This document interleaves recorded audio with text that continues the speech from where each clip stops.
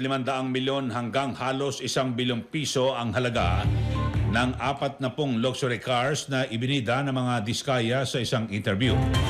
Sa panayam ng programang Abante, ayon kay Attorney Jet Maronilla, tagapagsalita ng Bureau of Customs, sa ngayon nagsasagawa na sila ng inisyal na investigasyon kung walang lalabag na batas sa pagbili o pag-i-import ng mga sasakyan ng mga diskaya. Magugunitang sa isang panayam, ipinakita ni Sara Diskaya ang mga mamahaling sasakyan na pag-aari ng kanilang pamilya.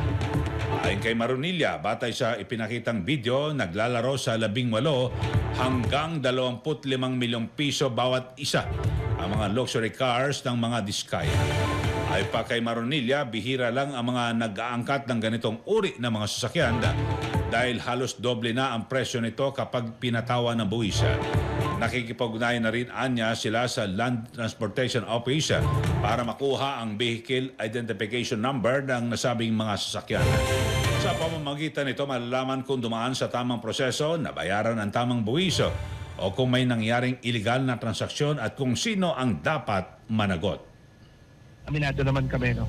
May mga horror stories kasi sa customs sa iniipit, hindi madaling kausap, papahirapan ka lang kapag ginawa mo ng tama.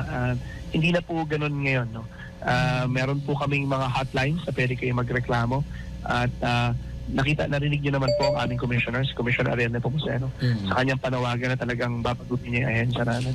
At throughout the years naman po, no, marami na rin improvements na ginawa sa ahensya namin. Hopefully, yung mga horror stories na yan, pakonti na lang.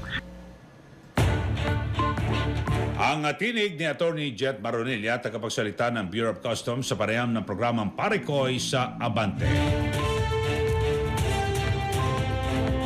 Abante, Radyo Balita sa tanghali.